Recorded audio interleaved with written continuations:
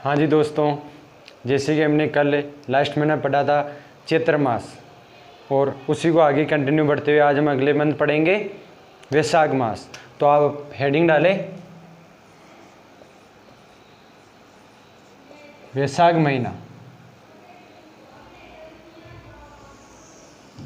और एक तरफ लिखे नोटबुक के पेज में कृष्ण पक्ष और दूसरी ओर लिखे शुक्ल पक्ष। दोस्तों, वैशाख के कृष्ण पक्ष में जो फर्स्ट त्यौहार आता है वो आता है हमारी तृतीया। और तृतीया को क्या बोला जाता है? धिंगा, गवर। गवर का मतलब मैंने कल आपको बताया था कि जो चैत्र मास होता है उसकी तृतीया को गणगौर आती है, और गणगौर के तृतीया को आती है उसके एक दिन बाद चतुर्थी को जैसलमेर में गौर की सवारी निकाली जाती है। गौर का मतलब गणगौर ही होता है, और धिंगा गौर का मतलब भी गणगौर होता है। और इस धिंगा गौर का एक मेला लगता है, और वो मेला कहाँ लगता है? हमारे जोधपुर के अंदर। मेला कहाँ लगता है? जोधपुर। और धिंगा गौर को जैसे ये मेला किसका लगता है, तो इसको एक नाम से और जाना जाता है, बेतमार का मेला। और बेतमार का मतलब क्या हुआ? यहाँ पे जोधपुर के अंदर बेतमार का मतलब ये हुआ कि जोधपुर के अंदर जो महिलाएं या छोटी लड़कियाँ होती है, लड़कियाँ बच्चियाँ जो भी होती है, वो एक डंडा रखती है, और इस दिन पुरुष के जो बिना शादीशुदा उस पुरुष के डंडे से मारती है। और यह भी कहा जाता है कि डंडे खाने से उसकी शादी हो जाती है। और उसके बाद शुक्ल पक्ष की तृतीया। कृष्ण पक्ष में मुख्य एक ही त्यौहार है, और कृष्ण पक्ष की तृतीया। और वैशाख महीने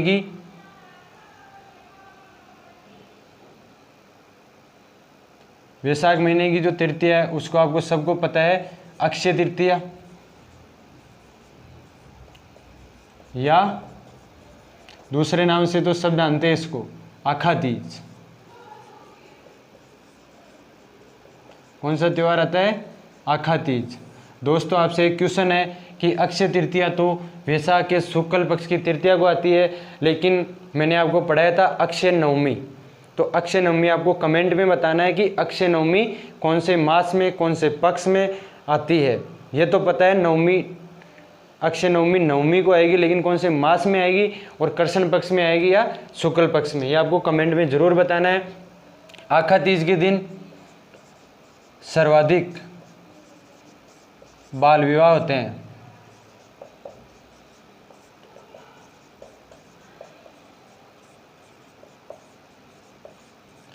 सर्वाधिक बाल विवाह होते हैं, या सर्वाधिक बाल विवाह वाला जो त्यौहार है वो है आखा तीज। और आखा तीज के दिन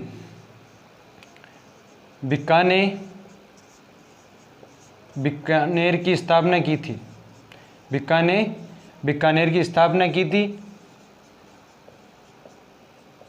कब की थी? 1488 ईस्वी में। करणी माता के आशीर्वाद से बीकानेर की स्थापना की थी 1488 ईस्वी में। और बीकानेर में इस दिन क्या उड़ाई जाती है?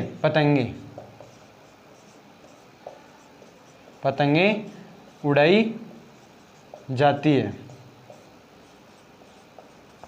जो अगला त्यौहार है तृतीया के बाद में वो है पूर्णिमा। और पूर्णिमा को बोला जाता है बुद्ध पूर्णिमा या पीपल पूर्णिमा। बुद्ध पूर्णिमा या पीपल पूर्णिमा। पीपल पूर्णिमा क्यों बोले जाते हैं इसको? क्योंकि इस दिन पीपल के पेड़ की पूजा की जाती है। और इस दिन बुद्ध पूर्णिमा के दिन हमारे जो जैसलमेर में पोखरण जिला पड़ता है, या गांव पोखरण जैसलमेर, जो जैसलमेर जिले में पोखरण गांव पड़ता है, उसमें जो परमाणु विस्फोट परीक्षण हुआ था, परमाणु विस्फोट परीक्षण, वो कब हुआ था? वो हुआ था हमारे वैशाखी पूर्णिमा को। बुद्ध पूर्णिमा को।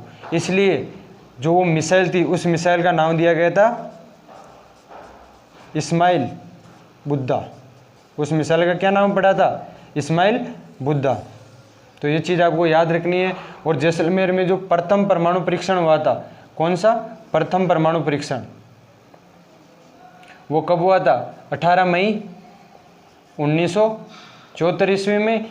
और जो सेकंड हुआ था वो हुआ था हमारे 11 और 13 मई, 11 और 13 मई को। और वो कब हुआ था? 1998 में। और ये आपके ज्योग्राफी की जब क्लास लगेगी तो उसमें भी बताया जाएगा। आप चाहो तो नोट कर सकते हो और चाहो तो याद भी कर सकते हो। उसके बाद में जो ये पूर्णिमा है, बुद्ध पूर्णिमा, इस दिन हमारे 5 मेले लगते हैं।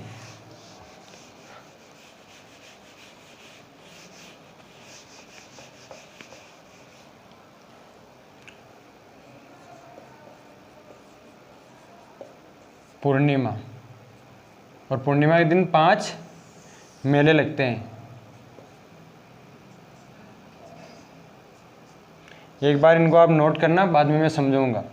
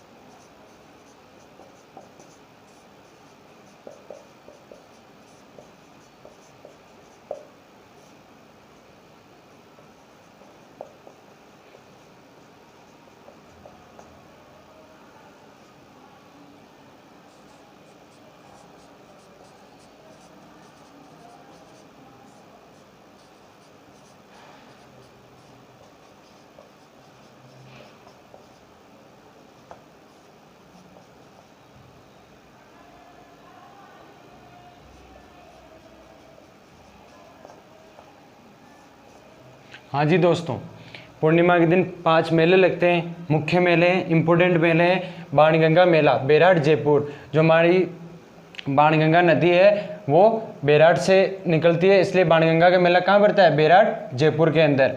और मातरकुंडिया मेला ये पड़ता है हमारे चित्तौड़ के अंदर। नक्की झील मेला, नक्की झील को तो सबको पता होगा कि कहाँ पर है, माउंट आबू सिरोही के अंदर पड़ता है। और जो चौथा मेला है वो गोमती सागर मेला, जालरा पाटन। उसके बाद में लास्ट मेला गौतमेश्वर मेला, अरनोद, प्रतापगढ़। जो गोमती सागर मेला है इसमें मालवी नस्ल के पशुओं की, मालवी नस्ल की जो पशुएं होते हैं उनकी खरीद बिक्री की जाती है। एक दोस्तों मैंने आपको कार्तिक मास में लिखाया था, कार्तिक मास में चंद्रभागा मेला। और चंद्रभागा मेला में भी मालवी नस्ल की पशुओं की खरीद बिक्री की जाती है। लेकिन मैंने उस दिन गलती से क्या लिख दिया गया था? मावली लिख दिया। तो उसमें आप करेक्शन करके क्या लिख ले?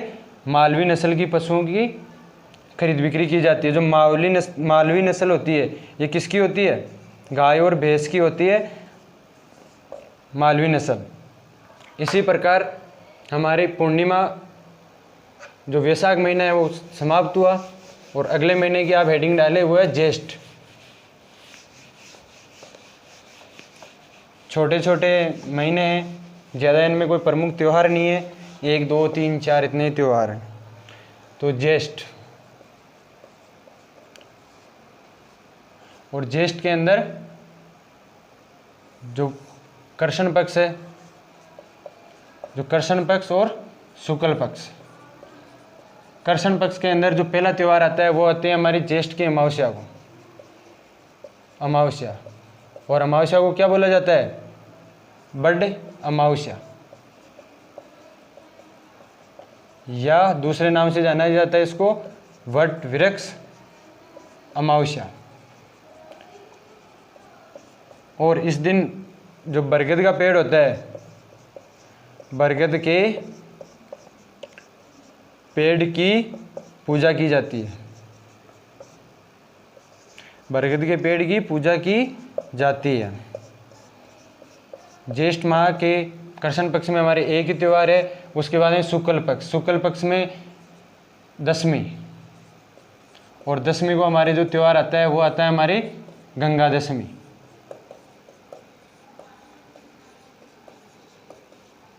इस दिन एक मेला लगता है और उस मेला का नाम क्या है, कहाँ लगता है, कामा भरतपुर। आपने पहले भी ये कामा भरतपुर मेला पढ़ा होगा। भाद्रपद के शुक्ल पक्ष की पंचमी को, जिस दिन पंचमी को पढ़ा था, जिस दिन महेश्वरी समाज का क्या आता है, रक्षाबंधन, और महेश्वरी समाज का रक्षाबंधन आता है, सॉरी दोस्तों उस दिन नहीं पढ़े थे, सॉरी गलती से बोला जाएगा। तो पंचमी को, भाद्रपद की पंचमी को पढ़ा था, और उस दिन ये मेला लगता है भोजन थाली मेला। कौन सा मेला, भोजन थाली मेला। कहाँ लगता है, पंचमी के दिन ये लगता है हमारे कामा भरतपुर। और एक और अन्य मेला लगता है जिसको जानते हैं हम, मेला पड़ता है जोड़ा नागौर, हरिराम जी का मेला जोड़ा नागौर के अंदर, दशमी। और दशमी के बाद में पढ़ेंगे हम एकादशी। और इस दिन कौन सा त्यौहार आता है, निर्जला एकादशी।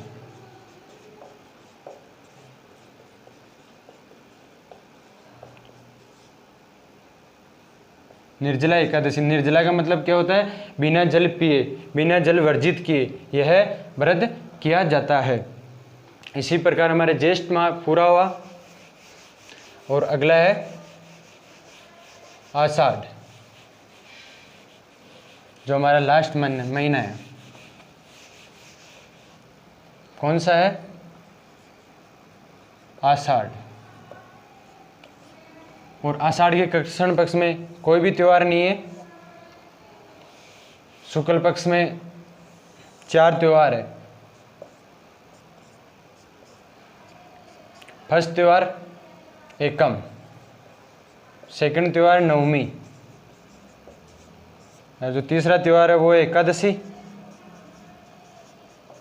और चौथा त्यौहार है वो है पूर्णिमा। एकम को क्या आते हैं, गुप्त नवरात्र प्रारंभ। मैंने आपको बताया था कि एक साल में नवरात्र कितनी बार आते हैं, 4 बार।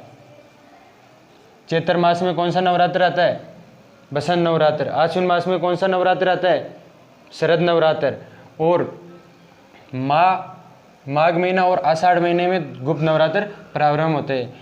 नवमी, इसको बोला जाता है बदल्या नवमी। एकादशी, एकादशी को बोला जाता है देवशनि एकादशी।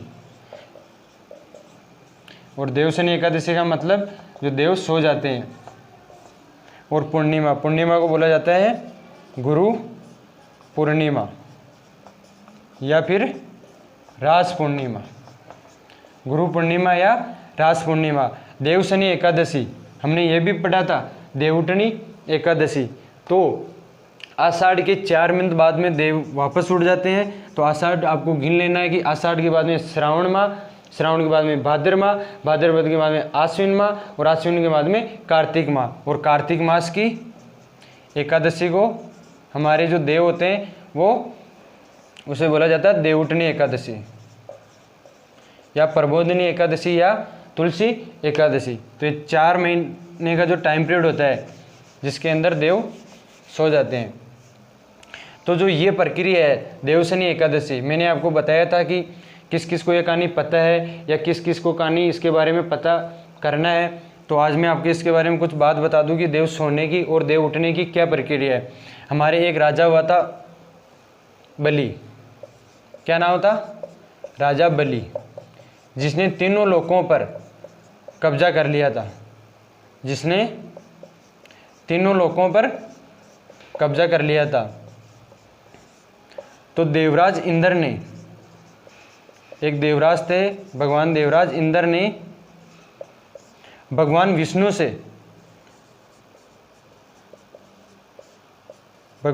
से सहायता की मांग की और भगवान विष्णु ने जब ये तीनों लोकों पर कब्जा कर लिया तो देवराज इंद्र ने भगवान विष्णु के पास गए और भगवान विष्णु से सहायता की मांग की। और जब सहायता की मांग की तो भगवान विष्णु ने वामन का रूप अवतार किया। और वामन का मतलब होता है बच्चा। वामन का मतलब होता है बच्चा। वामन का रूप अवतार करके और राजा बलि के पास पहुँचे और राजा बलि से दान की मांग की। और दान में जब कहा तो बलि ने कहा कि मांगो जो आपको क्या मांगना है। और भगवान विष्णु ने बलि से मांगा कि मेरे को 3 गज भूमि चाहिए। तो बलि ने कहा कि जहाँ आपकी इच्छा है वहाँ आप 3 गज भूमि ले सकते हैं। और भगवान विष्णु ने पहले कदम में भूमि को नाप लिया और दूसरे कदम में आसमान को नाप लिया। तब तीसरे कदम के लिए भगवान विष्णु के पास जगह नहीं थी, तो भगवान विष्णु ने बलि से कहा कि हे बलि, आप ही बताओ कि मैं तीसरा कदम कहाँ रखूं।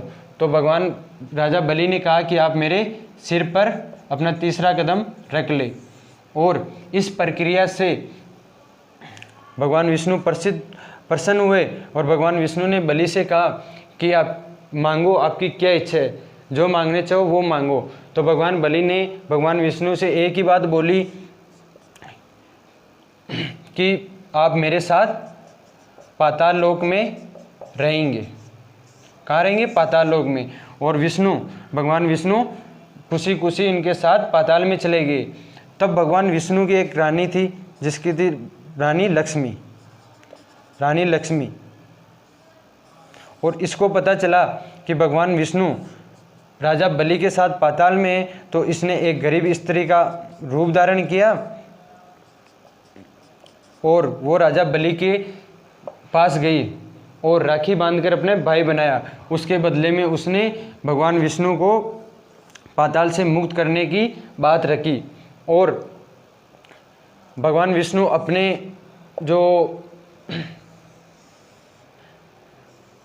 विष्णु राजा बलि को नाराज नहीं करना चाहते थे। और इसी प्रकार भगवान राजा बलि से कहा कि हे राजा बलि, मैं हर 4 माह आपके पास रहूँगा, 4 माह आपके पास रहूँगा। तो 4 माह कौन कौन से रहते हैं? कार्तिक मास की शुक्ल पक्ष की एकादशी से लेके कार्तिक के बाद में कौन सा आता है? मार्गशीर्ष। सॉरी दोस्तों, कार्तिक मास से पहले सोते कब है? आषाढ़ में। तो आषाढ़ 1,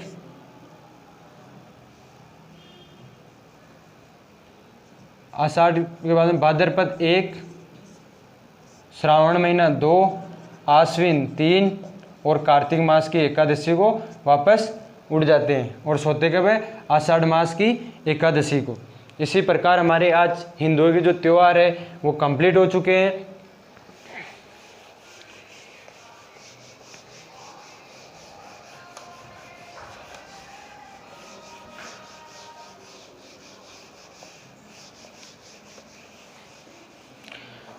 आज हमारे जो हिंदू त्यौहार और मेले थे वो आपके कंप्लीट हो चुके हैं। और जो मोस्ट मेले रहेंगे वो आपको मैं एक अलग से क्लास में बता दूंगा। और एक मेला है जिसकी आप हेडिंग डालें, भर्तृहरि का मेला। भर्तृहरि का मेला। अब भर्तृहरि का मेला ये कहाँ के राजा थे? भर्तृहरि कहाँ के राजा थे? उज्जैन के। और ऑप्शन में कभी कभी आपको मालवा भी देखने को मिलता है। अगर उज्जैन न आकर मालवा है तो मालवा सही होगा। और अगर ये दोनों ऑप्शन में मिलते हैं तो वहाँ पे आपको जो फर्स्ट होगा वो होगा आपका उज्जैन, राइट। वहाँ पे मालवा गलत माना जाएगा। उसके बाद जो भर्तृहरि थे उसका मेला कहाँ लगता है? वो लगता है अलवर में। कहाँ लगता है? अलवर में। और भर्तृहरि की एक गुफा भी थी। और गुफा कहाँ है? अजमेर। अजमेर पुष्कर में, पुष्कर अजमेर में इसकी गुफा है। और आपके पास 3 सवाल है।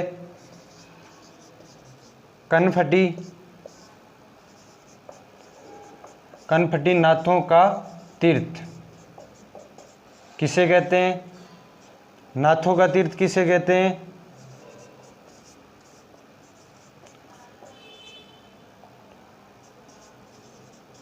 और नाथों का दुर्ग किसे कहते हैं? तो जो कनफटी नाथों का तीर्थ है वो तो हमारे राजा या बाबा भर्तृहरि को कहा जाता है।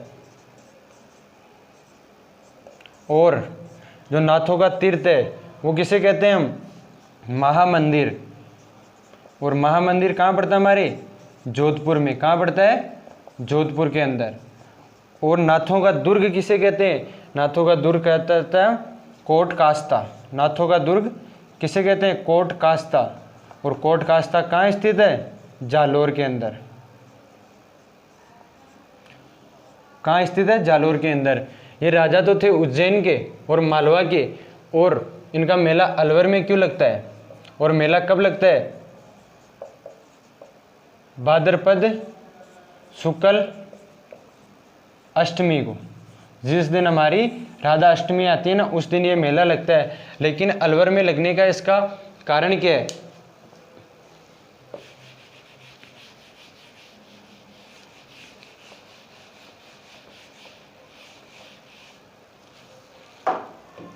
इनके पिता का नाम था गंधर्व सिंह।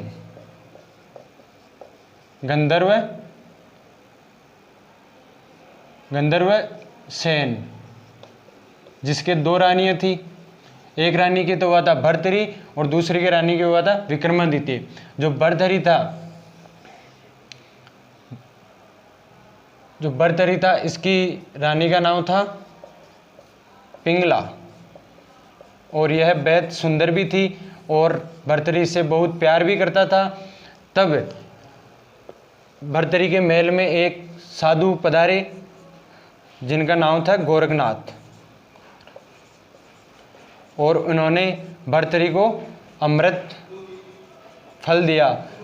और साधु ने कहा कि अगर आप इस फल को खाओगे तो आप जवान रहोगे, आप स्वस्थ रहोगे, आप तैयार रहोगे और आप अपनी आप पूरे साम्राज्य की अच्छे से देखभाल कर सकोगे। इसी कारण भर्तृहरि ने वो फल न खाकर उसने सोचा कि अगर मैं यह फल पिंगला को दे दूं तो पिंगला स्वस्थ रहेगी, पिंगला जवान रहेगी। और क्योंकि वो भर्तृहरि पिंगला से बेहद प्यार करता था, लेकिन पिंगला दिखावे में प्यार तो करती थी भर्तृहरि से, और जो हकीकत में प्यार करती थी वो करती थी कोतवाल से। और पिंगला ने यह सोचा कि ये फल मैं न खाकर किसको दे दूं? कोतवाल को दे दूं तो कोतवाल जवान रहेगा, कोतवाल स्वस्थ रहेगा। और उसी प्रकार कोतवाल दिखावे का प्यार तो करता था पिंगला से, और जो हकीकत में जो रियल प्यार करता था वो करता था वेश्या से। और कोतवाल सोचा कि ये फल मैं न खाकर किसको दे दूं? वेश्या को दे दूं तो ये स्वस्थ रहेगी, ये जवान रहेगी। और इसी प्रकार उसने वो अमृत फल किसको दे दिया? वेश्या को। तभी वेश्या ने सोचा कि मैं वैसे भी नरक भुगत रही हूँ और हर जन्म में मेरे को नरक ही थोड़ी भुगतना है। इसी कारण वेश्या ने उस फल को अगले दिन सुबह जल्द वो कहाँ पहुँच गई? राजा भर्तृहरि के पास पहुँची और वो फल जाके राजा भर्तृहरि को दे दिया। जैसे ही राजा भर्तृहरि ने उस फल को देखा तो भर्तृहरि का दिमाग काम करना छोड़ दिया था कि मैंने दिया तो ये पिंगला को और ये आया कहाँ से? वेश्या से। तभी राजा भर्तृहरि ने वेश्या को धमकाया, पीटा, मारा। तो वेश्या ने बोला कि यह फल मेरे किसने दिया? कोतवाल ने। तभी उसने कोतवाल को बुलाया और कोतवाल से पूछा तो कोतवाल ने बोला कि ये फल तो मेरे को रानी पिंगला ने दिया था। तभी राजा भर्तृहरि के दिमाग पूरा काम करना छोड़ दिया था और उसी कारण राजा भर्तृहरि सन्यासी बाबू बन गए और अलवर में आकर घोर तपस्या की। इसी कारण अलवर में भाद्रपद शुक्ल अष्टमी को यह मेला लगता है और तभी से ये गाना बना होगा। चलो छोड़ो गाना तो क्या सुनाए, ओके ठीक है दोस्तों, थैंक यू। आज हमारे हिंदू त्यौहार कंप्लीट हो चुके हैं और कल पढ़ेंगे हम मुस्लिम त्यौहार। ठीक है दोस्तों, ओके।